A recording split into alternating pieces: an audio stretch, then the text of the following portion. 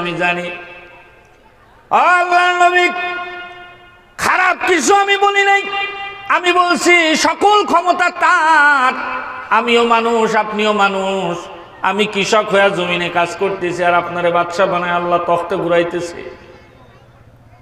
সুলাইমান নবী চোখের পানি ছেড়ে দিয়ে কৃষককে জড়ায় ধরে বলে, এরপরে তুমি কি বলেছো? বলে সুবহানাল্লাহ বলেছি। সুলাইমান নবী বলে, তুমি জানো না যে তখ্ত দেখে সুবহানাল্লাহ বলেছো, এই তখ্ত একদিন থাকবে না। যে সুলাইমান রে দেখে সুবহানাল্লাহ বলেছো, এই সুলাইমানও একদিন থাকবে না। যে মন্ত্রীদেরকে দেখে সুবহানাল্লাহ বলেছো, এই মন্ত্রীও কিন্তু একদিন থাকবে না। কিন্তু তুমি যে সুবহানাল্লাহটা বলেছো ভাই, তোমার এই সুবহানাল্লাহ জীবনে কোনো দিন নষ্ট হবে না। কথা কন ঠিক কিনা? পৃথিবীর সব পৃথিবীতে থেকে যাবে, সব কিছু একদিন ছেড়ে আমল যেটা গুছাইছেন এইটা নিয়ে কবরে যেতে হবে। বন্ধু, কার আমল কতদূর কি গুছাইছেন নিজেরটা নিজের চোখ বুঝলে বলা যায়। এই পৃথিবীর কেউ না জানুক কি পাপ কাজ আপনি করেছেন, নিজেরটা নিজে জানেন। কথা কন ঠিক কিনা? এই পাপ কাজ ধোয়ানোর জন্য সামনে একটা রাত্র আসতেছে, শবে বরাত। কোরআনে কারীমের ভিতরে আল্লাহ পাক রব্বুল আলামিন বলেন, ইন্না আনজালনাহু ফি লাইলাতিন মুবারাকাহ, বরকতপূর্ণ রাত্রে আমি কোরআনকে নাজিল করেছি। চিল্লায় বলেন সুবহানাল্লাহ। মুফাসসিরের ব্যাখ্যার মধ্যে লিখেছে লাইলাতুন মুবারাকা মানে লাইলাতুম মিন নিসফি শাবান, শাবানের 15তম রাত্র। এই রাত্রের ফজিলত কত! হযরতে সুলাইমান, আমরা একটা কিতাব পড়েছি কালিয়ুবি, এই কিতাবের ভিতরে লিখেছি হযরতে মূসা কালিমুল্লাহ একদিন নবুয়তের কাজে কোনো একটা এলাকায় গিয়েছেন। ওই এলাকায় যায় কিছু সময় দাওয়াতের কাজ করেছেন। এর মধ্যে আল্লাহ পাক ডাক দিয়ে বলে, মূসা, এই এলাকার ভিতরে একটা আশ্চর্য জিনিস আছে, আজ পর্যন্ত কেউ জানে না। তুমি কি জানতে চাও, দেখতে চাও? আল্লাহর নবী মূসা বলেন, রব্বুল আলামিন আপনি যখন জিজ্ঞাসা করেই ফেলেছেন তখন দেখতে তো অবশ্যই চাই, কারণ আপনি যখন বলেছেন অবশ্যই এটা আশ্চর্য কোনো জিনিস হবে। আপনি যখন করছেন আশ্চর্য, তাহলে তো আরো আশ্চর্য হবে। এটা না দেখে যাওয়া যায় না। কোথায় আছে আমার একটু লোকেশন বলেন। মূসা আলাইহিস সালামকে আল্লাহ পাক দেখাই দিলেন, জিবরাইল যাও দেখাই দাও। তো জিবরাইল সামনে সামনে যায়, মূসা আলাইহিস সালাম পিছে পিছে যায়। যাইতে যাইতে এক পাহাড়ের এরিয়ায় ঢুকছে, পাহাড়ি এরিয়ায় ঢুকে একটা উঁচু পাহাড়, ওর ভিতরে বিশাল একটা গুহা। ওই জিবরাইল আলাইহিস সালাম গুহার মধ্যে ঢুকে গেছে, মূসা আলাইহিস সালাম ওই গুহার মধ্যে ঢুকছে। ঢুকে দেখে বিরাট একটা পাথর, ওখানে মনে হচ্ছে কেউ যেন দড়ি নিয়ে রেখে দিচ্ছে ওই জায়গায়। মূসা আলাইহিস সালাতু ওয়াস সালাম জিবরাইলকে বলে, ও জিবরাইল, আশ্চর্য জিনিস কি এই পাথরটাই? বলে হ্যাঁ। টাকা দেখে পাথরটা একেবারে দুধের থেকেও সাদা, চন্দ্রের থেকেও উজ্জ্বল। জিবরাইল আলাইহিস সালাম বলে, মূসা, এইটা বড় আশ্চর্য না, এর থেকে আরো বড় আশ্চর্য জিনিসের ভিতরে আছে। সুবহানাল্লাহ। মূসা আলাইহিস সালাতু ওয়াস সালাম লাঠিটা নিয়ে যেই মাত্র পাথরের উপরে বাড়ি মেরেছে, পাথরটা একেবারে মাঝখান থেকে এরকম ফেটে গিয়েছে। দেখে ভিতরে একজন আল্লাহর বান্দা জায়নামাজ বিছায় নামাজ পড়তেছে। মূসা আলাইহিস সালাম বড় আশ্চর্য হয়ে গেল। ডাক দিয়ে বলে, আল্লাহর বান্দা, তুমি কেমনে এই জায়গার ভিতরে আসলা?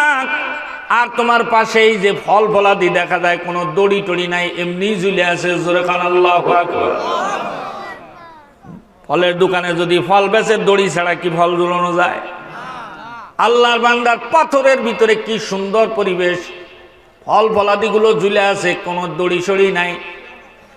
মূসা আলাইহিস সালাতু ওয়াস সালাম জিজ্ঞাসা করে, আল্লাহর বান্দা, তোমার এই জায়গায় আসার কারণটা জানতে চাই, আর কতদিন এই জায়গায় তুমি আসো এটাও আমি জানতে চাই। ওই ব্যক্তি মূসা আলাইহিস সালামের চিন্তা না, দেখে নাই, নামও জানে না। পাথরটা খোলার সাথে সাথে ওই ব্যক্তি সালাম দিয়ে দিল, আসসালামু আলাইকুম ইয়া মুসা কালিমুল্লাহ। মুসা আলাইহিস সালাম আশ্চর্য হয়, জিজ্ঞাসা করে, তুমি আমাকে কোনোদিন ডেকেছো? বলে না। শুনেছো না? কেমনে চিনলা আমি যে আল্লাহর পয়গম্বর মুসা? তুমি কেমনে চিনলা? বলে, আমার এই জায়গায় কেন আসছি, এই জায়গায় কিভাবে আসছি, এই কথা যদি আপনি জানতে পারেন, আপনার নাম সহ সব কিছুই আপনি রহস্য জেনে যাবে। মুসা আলাইহিস সালাম বলে, তাহলে বলো তুমি কিভাবে এখানে আসলা? বলে, মুসা, আমার একটা বৃদ্ধ মা আছে, বাবা আমার ছোটবেলায় ইন্তেকাল করেছে। আমার মা বহু কষ্ট করে মানুষের বাড়ি কাজ করে করে বিভিন্ন জায়গা থেকে চাইয়ে চিনতে খানা এনে এনে আমাকে খাওয়াইছে। এত মায়া এত মহাব্বত আমাকে করেছে, আমার মাকে আমি ভুলতে পারি না। কোনোদিন কোনো জায়গায় যাব, আমি কোনোদিন কোনো জায়গায় যাইও নাই। মুসা, আমার মার মহাব্বতে আমি বিবাহ পর্যন্ত করি নাই, কারণ আমার বিবি আসলে আমার মার খেয়াল রাখবে না, আবার মার সাথে ঝগড়া বাঁধবে, এই চিন্তা করে বিয়ে করি নাই। জিন্দেগি ভার আমার মার খেদমত করেছি।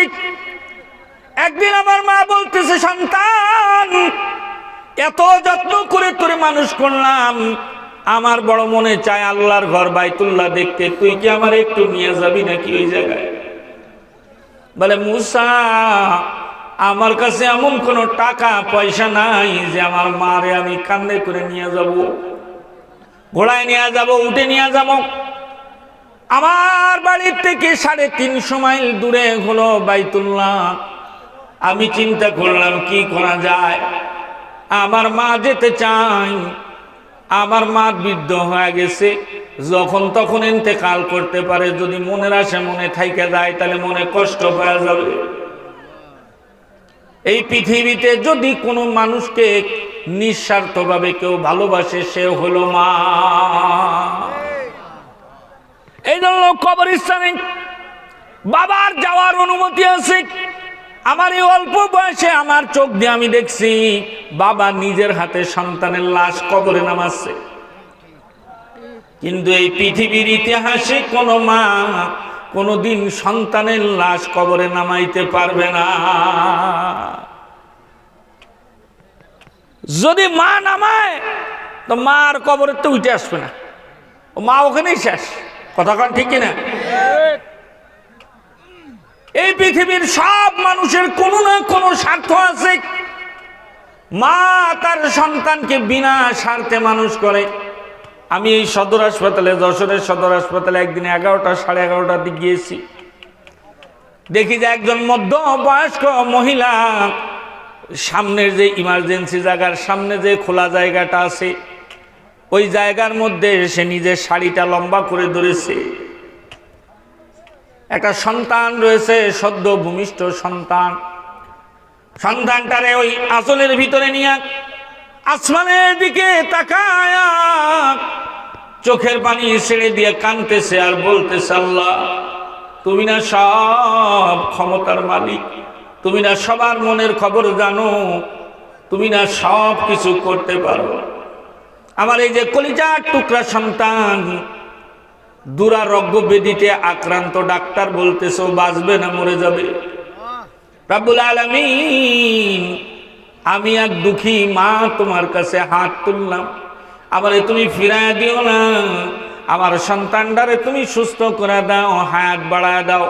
আয় আল্লাহ, এইভাবে বলতেছে, আয় আল্লাহ, তোমার ইলমে যদি আমার সন্তানের হায়াত না থাকে, তাহলে আমার তো হায়াত আছে, আমার হায়াতগুলা কাইটা তুমি আমার সন্তানকে দিয়া দাও।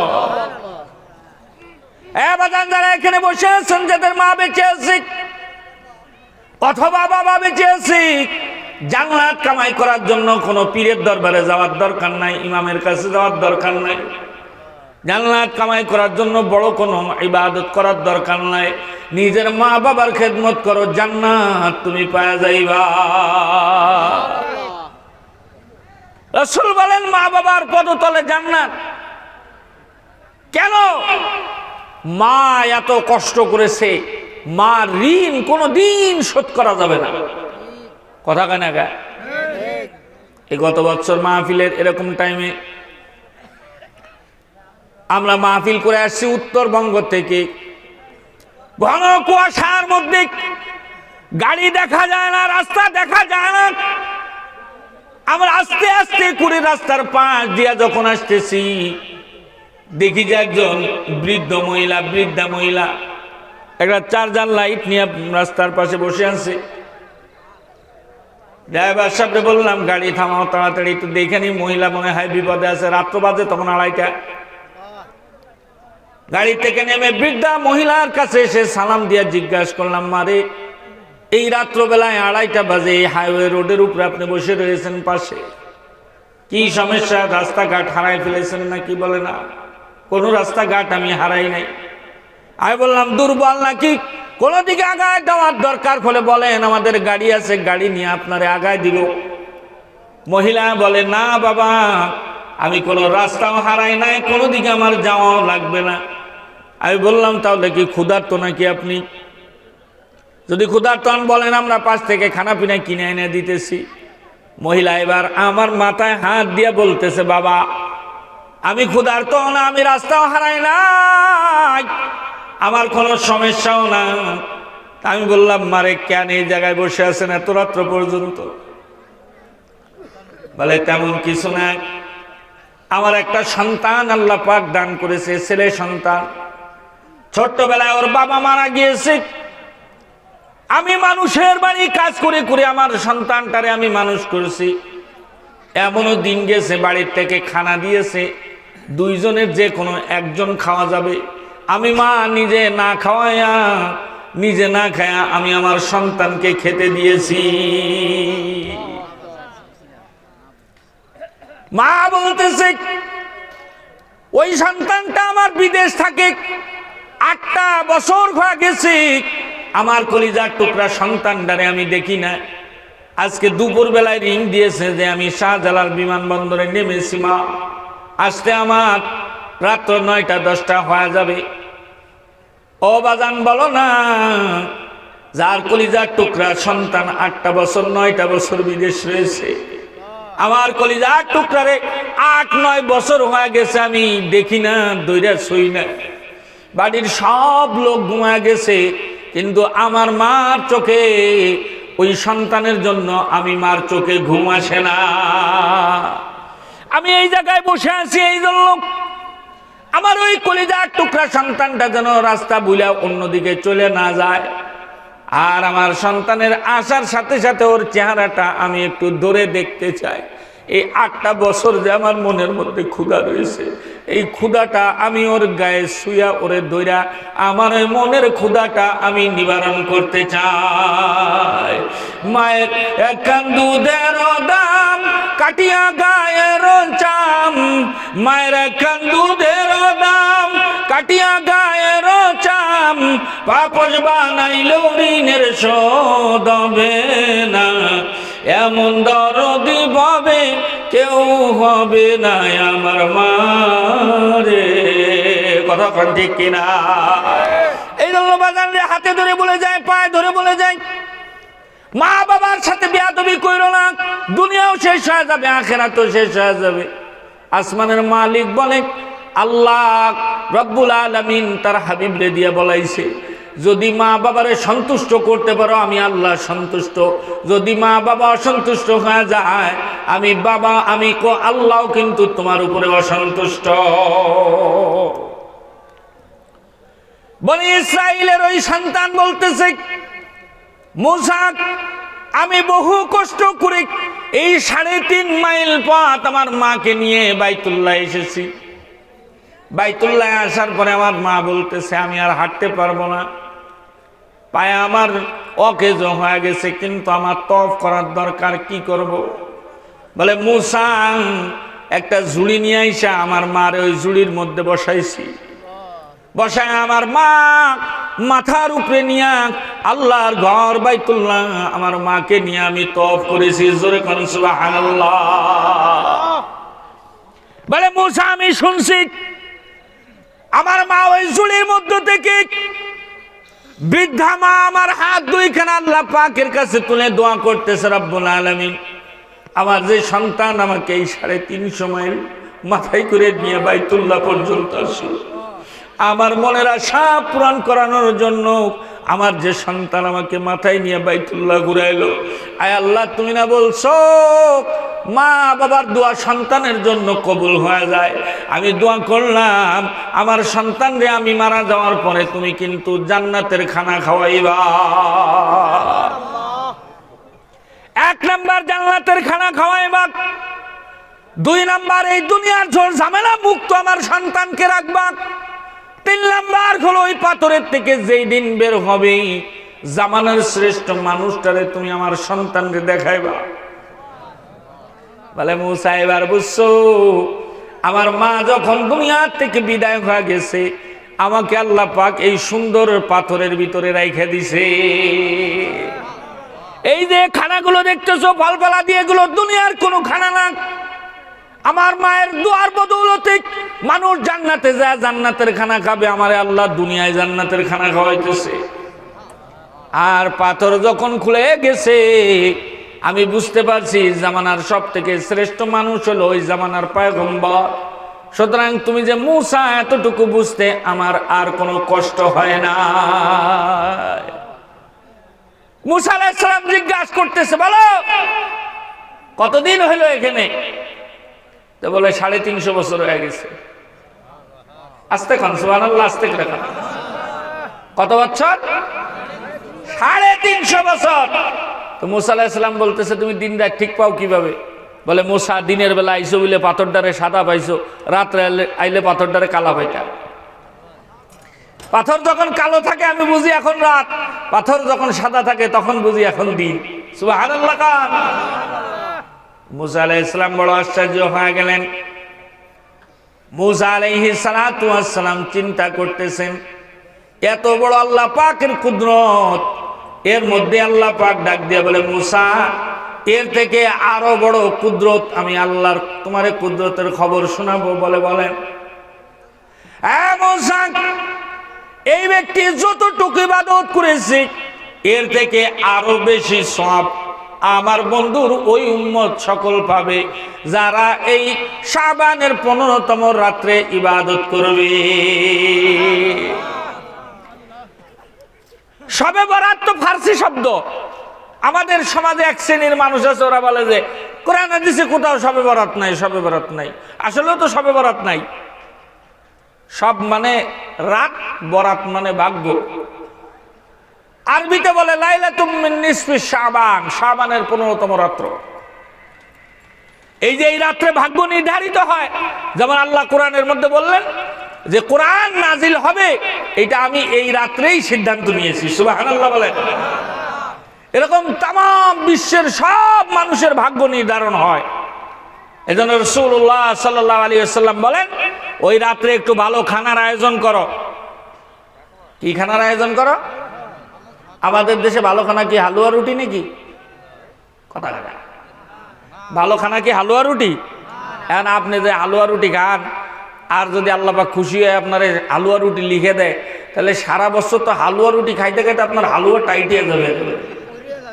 কি কথা কন, ঠিক না? ভালো খানা যেটা এইটা যেটা আপনি পছন্দ করেন। ভালো মানে সবার কাছে তো একটা ভালো না। কারোর কাছে বিরিয়ানি ভালো, কারোর কাছে পোলাও ভালো, কারোর কাছে গরুর গোশত, কারোর কাছে পোলট্রির গোশত। আমার একদিন একজনে কইতেছে, হুজুর আমার এই গরুর গোশত খাসি গোশত ভালো লাগে না, আমার পোলট্রির গোশত খুব ভালো লাগে। চিন্তা করছেন? আমরা আরো পোলট্রি দিলে খাইতে চাই না, যে দূর এই পোলট্রির মধ্যে রান্না করলে ভিতরে কালো কালো দেখা যায়, এগুলো খাওয়া যাবে না। এক একজনের এক একটা ভালো, যার যেটা ভালো মনে হয় সে সেটা ব্যবহার মানে ওই দিন ব্যবস্থা করবে। বুঝাইছে কি বলছি? পরের দিন রোজা রাখার চেষ্টা করব। কেন? আল্লাহ রসুল বলেন তাম উম্মতের আমল 1 বছরেরটা ওই দিন আল্লাহর সামনে পেশ করা হয়। রসুল বলেন আমি পছন্দ করি ওই সময় আমার আমলটা আল্লাহর কাছে যাক যখন আমি আল্লাহর জন্য দুনিয়ার জমিনে রোজা রইছি। ফেরেশতারা যখন আমল দিবে তখন বলবে আল্লাহ এই বান্দা কিন্তু আপনার জন্য রোজা রইছে। আমল করবো তো? এই রাত্রের অনেকগুলো আমল আছে। আমি শুধু কোরআনুল কারীমের একটা আয়াত তেলাওয়াত করেছি। আল্লাহ পাক রব্বুল আলামিনের হাবিব বলেন এই রাত্রে অনেক আমল আছে, অনেক। কোরআন তেলাওয়াত করেন। কোরআন তেলাওয়াতের উপর তো কোনো ইবাদত নাই, আছে নাকি? কোরআন যে ব্যক্তি পড়ে সে কেমন যেন আল্লাহর সাথে সরাসরি কথা কয়। সুবহানাল্লাহ। কোরআন তেলাওয়াত করতে হবে বেশির থেকে বেশি, কারণ কোরআন তেলাওয়াতের অনেকগুলো উপকারিতা। আজকে এই যে মুসলমানের সমাজে দেখেন, আগে এরকম ছিল না। ভাই ভাইয়ের মধ্যে কত মিল মহাব্বত ছিল, বাবা সন্তানের ভিতরে কত মিল মহাব্বত ছিল, স্বামী স্ত্রীর মধ্যে কত মিল মহাব্বত ছিল, পাড়া প্রতিবেশীর সাথে কত মিল মহাব্বত ছিল। এই যে মুরব্বীরা আছে এখনো দেখবেন যে বেড়াইতে যায়, আমার একটা খালাতো বোন আছে ওই তালবাড়ি, যাই একটু দেখা করে আসি, যায় কিনা? আর এখন বাড়ির পাশে ভাই থাকে, বছরকে বছর তা খোঁজ নেয় না যে ভাই মরিয়ে গেছে না বাইসে আছে। আল্লাহ রসুল বলেন কিয়ামত আসার আগে অনেকগুলো ঘটনা ঘটবে, এর মধ্যে একটা হলো কাতআতার রেহমি, আত্মীয়তার সম্পর্ক ছিন্ন হয়ে যাবে, সম্পর্ক থাকবে না, মানুষ স্বার্থের উপর পড়ে থাকবে। উপরে নিচে দুই ভাই দুই ফ্ল্যাটে থাকে, একজন অসুস্থ হয়ে 14 দিন পড়ে রয়েছে, আর একজন কতিই বেড়া কথা কান্না কে। এই কোরআন তিলাওয়াত মানুষের বাড়ি না হওয়ার কারণে শয়তানের বসবাস হয়ে গেছে মানুষের বাড়ি। এই শয়তানের বসবাস হওয়ার কারণে আজকে দেখেন একজনের সাথে একজনের গন্ডগোল, সামান্য সামান্য বিষয় নিয়ে ডিভোর্স হয়ে যায়, স্বামী স্ত্রীর মধ্যে ছাড়াছাড়ি হয়ে যাচ্ছে। যদি কোরআন তিলাওয়াত ঘরে ঘরে হইতো তাহলে এই সমস্যার সম্মুখীন মানুষ হইতো না। কারণ যে ঘরে কোরআন তিলাওয়াত হয় ও ঘরে আল্লাহ পাকের রহমতের ফেরেশতার বসবাস হয়ে যায়। আমরা শুধু স্লোগান দিয়ে পটু, শুধু জিজ্ঞেস করতে হবে আল কোরআনের আলো, ওরে বাবা ঘরে ঘরে আলো। স্বাধীনতার পরে স্লোগান দিয়ে আসতেছে কোরআনের আলো জ্বলুক আর না জ্বলুক, টিভির আলো জ্বলতেই আছে। আমার বড় মায়া লাগে দেখলি, ওই 7 দোকান আছে কিছু দেখবেন, ওর কাপ হলো 6 কান, 7 কানও না 6 কান। মানে একসাথে যদি 8টা কাস্টমার যায় তো 2 জনের বসে থাকতে হবে, 2 জনে খাইয়ে খালি করে দিলি তারপর ওরা চা দেবে। 6 কান কাপ, 1 কান কেতলি, আর 1 কান হলো যে পাতির কইটো, 1 কান চিনির কইটো, 1 কান চামচ, 1 কান তাফাল, সব মিলে মনে হয় 1500 টাকার হুজিও হবে না। আর ওই বিস্কুট রুটি মুটি যা ঝুলোই ও বাকি, সকালবেলা বেকারিতে বাকি নাই, বেশি টেসে বিকেলবেলা টাকা দেয়। টিভি 1 কান ঝুলো এসে 26.5 ইঞ্চি, কথা কান না কে। 1500 টাকার হুজি নেই, টিভি কিনে নিয়ে আসে 25,000 টাকা দিয়ে দিয়ে কোনার মধ্যে দিয়ে ব্যাস। আর মুসলমানও বড় বেহায়া, যে দোকানে টিভি নেই ও দোকানে চাও খাতে যায় না। কি কথা ভুল করলাম না ঠিক করলাম? সাবধান সাবধান, এখনো সময় আছে, আল্লাহর রাস্তায় ফিরে আসেন, এখনো সময় আছে। তো যে কথা বলছিলাম, আল্লাহর কোরআন তিলাওয়াত প্রত্যেক ঘরে ঘরে চালু করতে পারবো তো ইনশাআল্লাহ। নিজেরা তিলাওয়াত করব, নিজেদের সন্তানদেরকে হাফেজ আলেম বানাবো, কোরআন তিলাওয়াতকারী বানাবো। বাইরে হাফেজ আলেম না বানাইতে পারেন, কোরআন শরীফ তো শিখাইতে হবে, এটা তো ফরজ নাকি কন?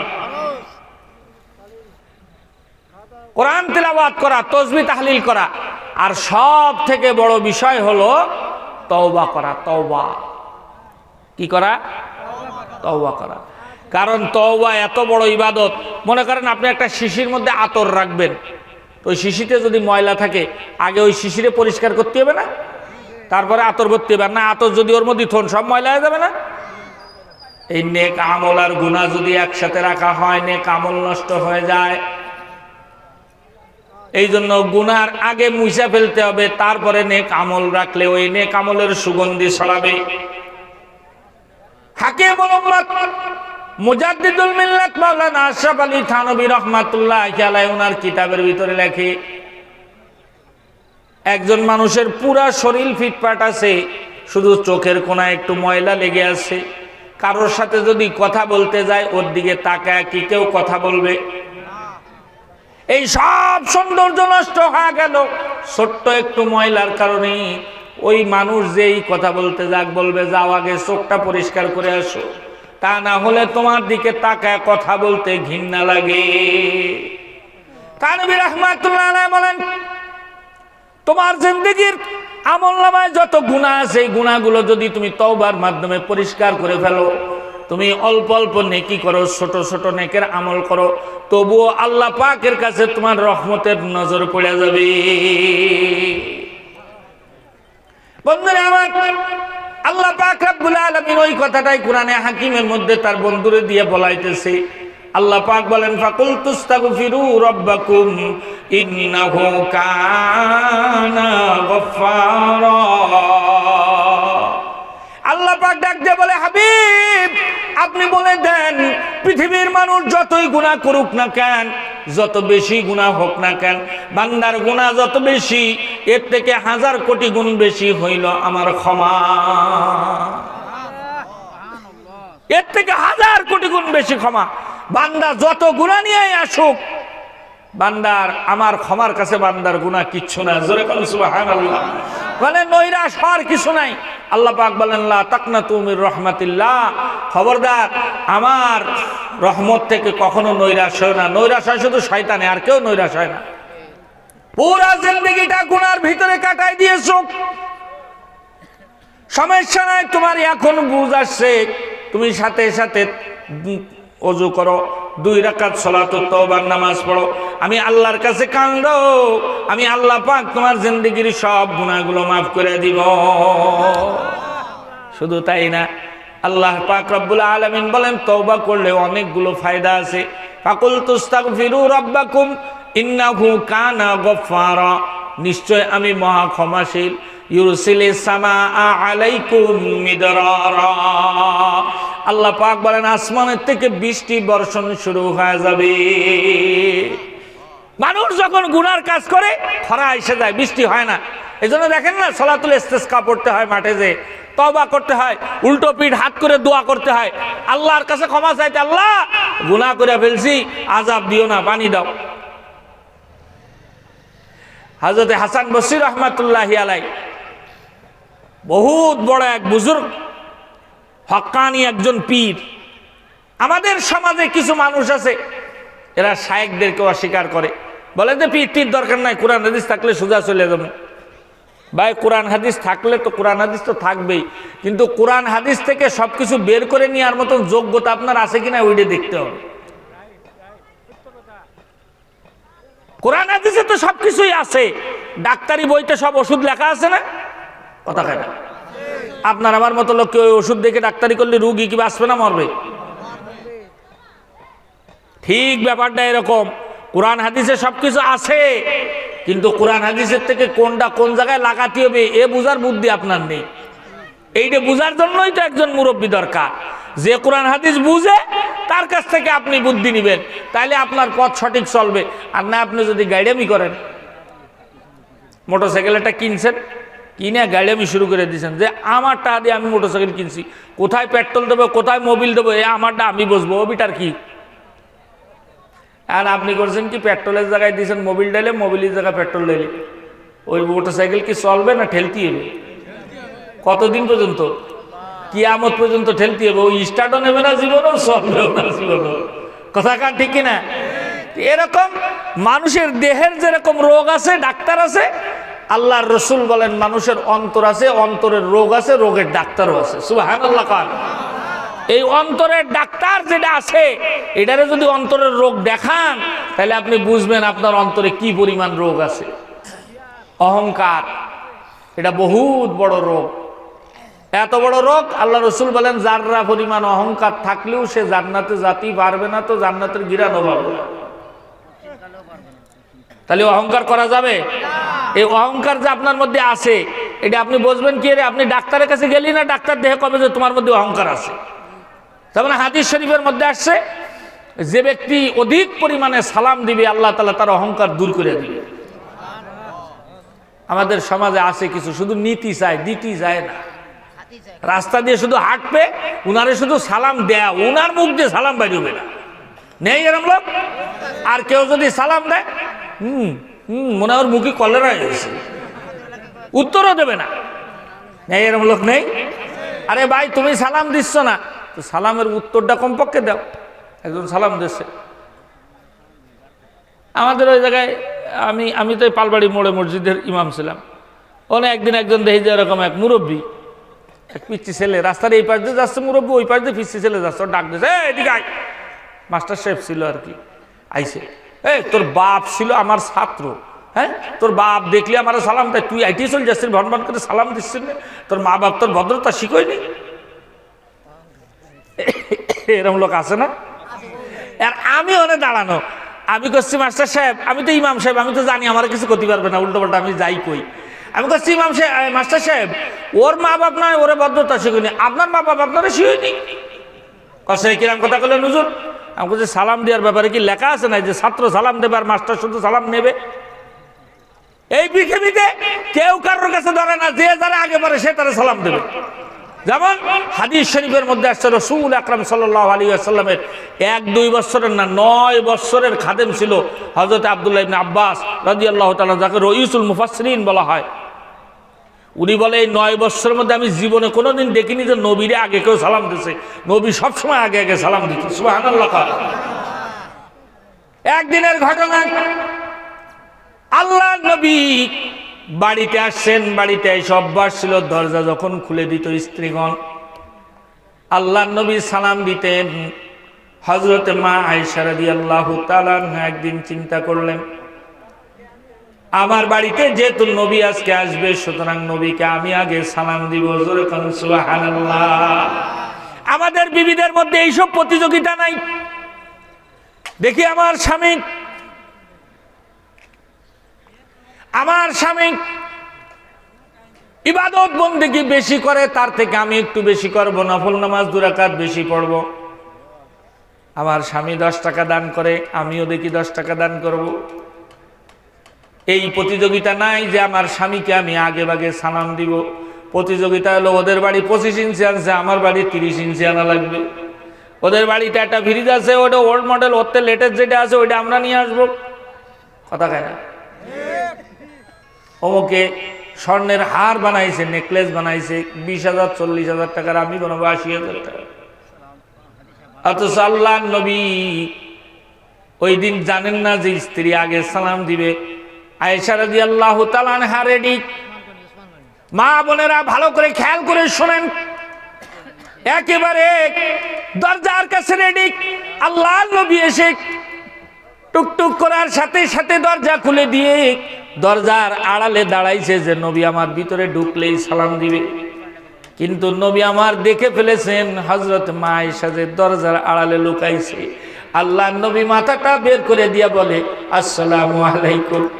হযরত মা আয়েশা সালামের উত্তর দিয়েছে, ওয়ালাইকুমুস সালাম। এই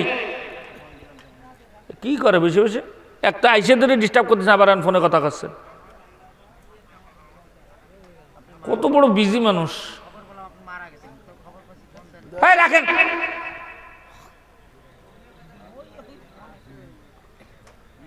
আল্লাহ নবী সাল্লাল্লাহু আলাইহি, ওরে আমি বহুত আগে থেকে ছোটবেলার থেকে চিনি, আমার চিনো লাগবে না ওকিটা। আল্লাহ নবী সাল্লাল্লাহু আলাইহি ওয়াসাল্লাম হযরতে মা আয়েশার দিকে তাকায় বুঝে ফেললেন হযরতে মা আয়েশার চেহারাটা মলিন রয়েছে। মা আয়েশাকে জিজ্ঞাসা করলেন, আয়েশা, অন্যদিন ঘরে ঢুকলে তোমার চেহারাটা খুশি দেখি, আজকে বেজার, কারণটা কি? বলে, ও আল্লাহর নবী, প্রত্যেক দিন আপনি আগে আগে সালাম দেন, আমি মনে করলাম আজকে আমি আগে সালাম দিব, কিন্তু আজকেও পারলাম না, আপনি আগে সালাম দিয়ে দিলেন, এই জন্য মন খারাপ। শিখার একটা কথা আছে এখানে। আরে আমি উসমান গনি যদি এখন বাড়ি ঢোকার সময় আমার বউ এই কথা বলেন, আমি বলবানি ওয়াজ করে আইছি, শরীর বড় ক্লান্ত, কালকে যখন ঢুকবো তখন তুমি আগে সালাম দিও, সমস্যা নাই। এই যে গুরুত্ব দেই না বউরে, এই কারণে এই সংসারে যত অশান্তি। আল্লাহ নবী বলে স্ত্রীকে গুরুত্ব দিতে হবে, স্ত্রীর সাথে ভালো ব্যবহার করতে হবে। আল্লাহ নবী বলে তোমাদের সমাজের সব থেকে উত্তম মানুষ হইল সে, যেই ব্যক্তি স্ত্রীর সাথে ভালো ব্যবহার করে। সূরা সুবহানাল্লাহ। স্ত্রীর সাথে ভালো ব্যবহার করা এটা রাসূলের নির্দেশ, আল্লাহ পাকের নির্দেশ। স্ত্রী বান্দি না, স্ত্রী হলো সহধর্মিনী, তারে ছাড়া আপনি অচল, আপনারে ছাড়া সে অচল। কথা কোন ঠিক কিনা? আল্লাহ নবীর সাথে সাথে আয়েশা, মন খারাপ করার কিছু নাই, দরজা বন্ধ করে দাও। আল্লাহ নবী বেরিয়ে গেছেন। দরজা বন্ধ করে দাও, আমি আবার আসতেছি হাইটা। যখন আমি দরজা টুকটুক করব, দরজা খুলে দিয়ে তুমি আগে সালাম দিও। সুবহানাল্লাহ, আস্তাগফিরুল্লাহ, সুবহানাল্লাহ। আল্লাহর নবী বের হয়ে আবার হেঁটে আসলেন। দরজার মধ্যে নতুন যেবার প্রথম ঢুকেছেন, প্রথমবারের মতো নক করলেন। হযরত মা আয়েশা দরজা খুলে দিয়ে বলে, আসসালামু আলাইকা ইয়া রাসূলুল্লাহ। স্বামী স্ত্রীর মধ্যে মিল মোহাব্বত থাকলে আল্লাহ পাক ওই দাম্পত্য জীবনের উপরে আল্লাহ তাআলার রহমত বর্ষিত হয়। স্বামী স্ত্রীর থেকে সন্তান শিক্ষা নেয়। স্বামী স্ত্রীর যে আচার ব্যবহার হবে, সন্তানের ওই আচার ব্যবহার হবে। কথা কোন ঠিক কিনা? স্ত্রী যেমন হবে সন্তান তেমন হবে। আপনি যদি ঘরে ঢুকে সালাম দেন, আপনার সন্তানদের সালাম শেখানো লাগবে না। আপনার সন্তান ঘরে ঢুকলেই যে ঢুকুক সালাম দিয়ে দিবে। এই জন্য বন্ধুরে, স্বামী স্ত্রীর মধ্যে মিল মোহাব্বত রাখা, স্ত্রীকে সমপরিমাণ গুরুত্ব দেওয়া, স্ত্রীর সাথে ভালো ব্যবহার করা। স্ত্রীর সাথে ভালো ব্যবহার করলে আল্লাহ তাআলার হাবিব মুহাম্মদুর রাসূলুল্লাহ সাল্লাল্লাহু আলাইহি ওয়াসাল্লাম বলেন, কিয়ামতের ময়দানে সব স্বামীকে দাঁড় করায়া স্ত্রীকে জিজ্ঞাসা করা হবে, বলো তোমার এই স্বামী কেমন ছিল? স্ত্রী যদি বলে ইয়া রাসূলুল্লাহ, ইয়া হাবিবাল্লাহ, ওগো রাহমাতুল লিল আলামিন, আমার স্ত্রী আমার সাথে খুব ভালো ব্যবহার, আমার স্বামী আমার জন্য খুব ভালো ছিল, চরিত্রবান মানুষ ছিল, আমার খুব খেয়াল রাখতো, ভালো ছিল। আল্লাহর নবী বলেন, আল্লাহ পাক রব্বুল আলামিন এই কথা শুনে ওই স্ত্রীর সাক্ষীর উপরে স্বামীকে মাফ করে দিবে। এই জন্য বন্ধুরা আমার, খুব খেয়াল রাখা। যে কথা বলছিলাম, তওবা করা এটা একটা বড় গুণ।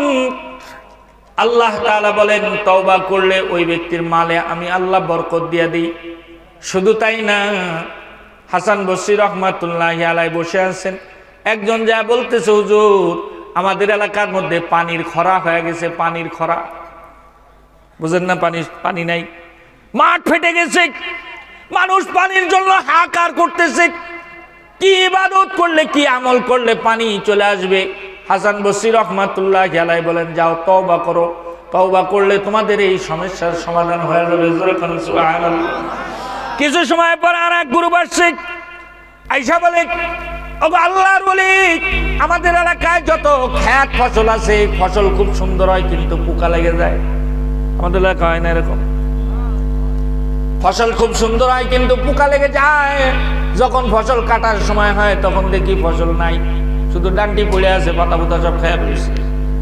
হযরতে হাসান বসরি রাহমাতুল্লাহি আলাইহি বলেন, এই সমস্যার সমাধান হলো আল্লাহর কাছে তওবা করো।